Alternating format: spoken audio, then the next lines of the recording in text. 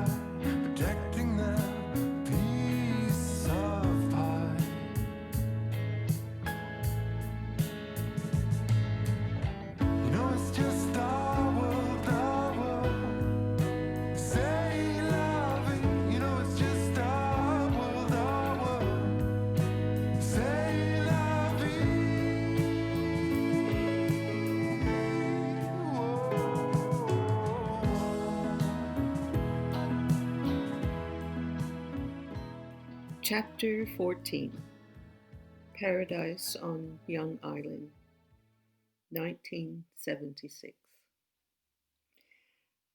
The band was building and designing Britannia Row, which would be their own private studio where they could work in seclusion.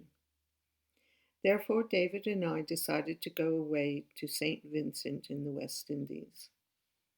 I was 6 months pregnant and still okay to fly. We were to stay on a private island near St. Vincent called Young Island.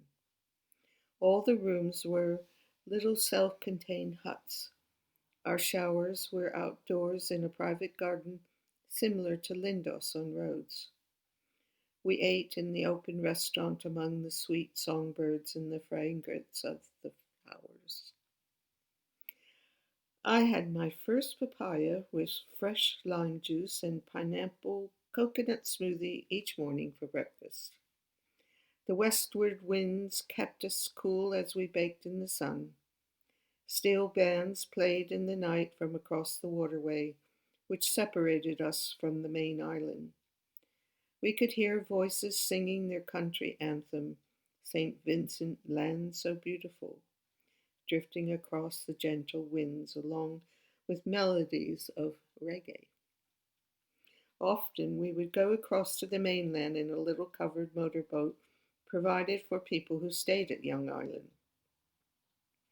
We would then take a local taxi and we went on adventures into their forests to various gardens and sites. The island of St. Vincent is volcanic and includes very little level ground. The windward side of the island is very rocky and steep, while the leeward side has more sandy beaches. In 1902 to 1903, there was a devastating volcanic eruption on St. Vincent, which hindered their agricultural abundance, and over time, the volcanic lava formed black sand. Our first trip was to the black sand beach. The road wound up and down through the forest, abundant with banana trees and their phallic purple seed pods extending down over the road. They reminded me of my favorite movie, well, actually scary movie of 1962 called The Day of the Triffids, which, as I just said, and I repeat, scared the lights out of me as a teenager. David and I always seemed to be comfortable in sharing our adventures in silence. We spoke when necessary, allowing us to savor the moments of every experience. This was not out of conscious intent. It seemed to be where our natures met in unison.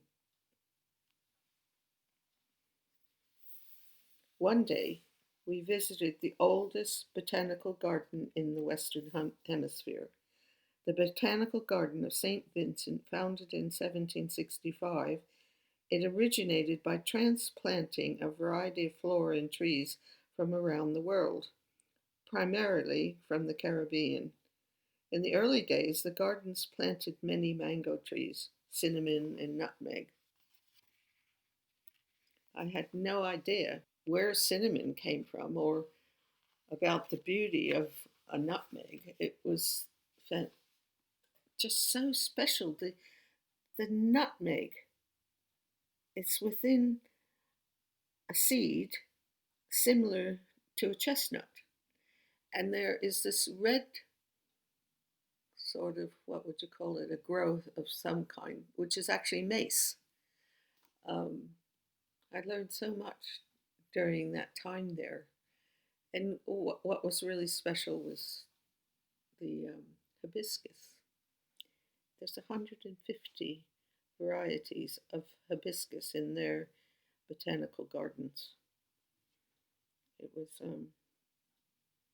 very special.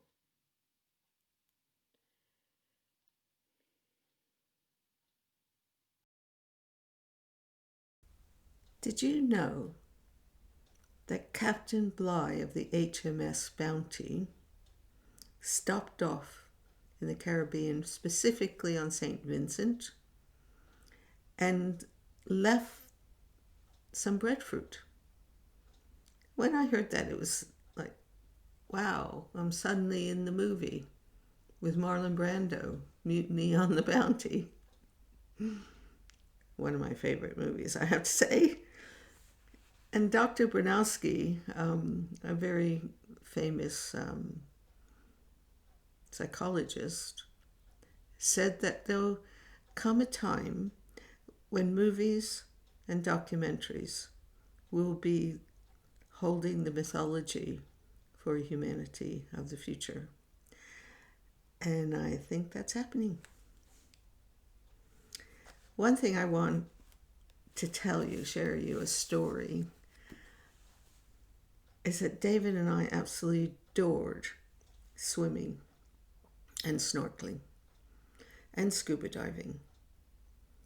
But because I was pregnant, we were only snorkeling, and I was like hovering around on the top. And it's like being in that movie Dory that Disney put out. They're the most amazing fish, and the colors, and hundreds of them swimming together in packs with the light reflecting on their scales. We spent a long time just in that environment. And also, what I love about being in the water, under the water, is the quiet. The quiet. Well, there was this one afternoon that we were snorkeling about for a long time. You should see the puffus fishes. Oh, they are so cute. When suddenly we realized that the current was getting stronger, and it was leading us away from Young Island. So David just grabbed a hold of me, because I was losing strength being pregnant and swimming against the current. It was a bit scary, I have to say. And despite it, I still love to be in the water, and David saved the day. But it was quite harrowing. He deserves a Dad Award for that one. And eventually we had to leave the beauty of Young Island behind and return back to London, because the Floyd obviously were ready to work at Britannia Row. I speak a lot more about the beauty of Young Island in the chapter. And I think it was really important that we were there, because it brought such peace and connection with the beauty of nature for the pregnancy of my first baby, Alice. And I am happy to share that with you.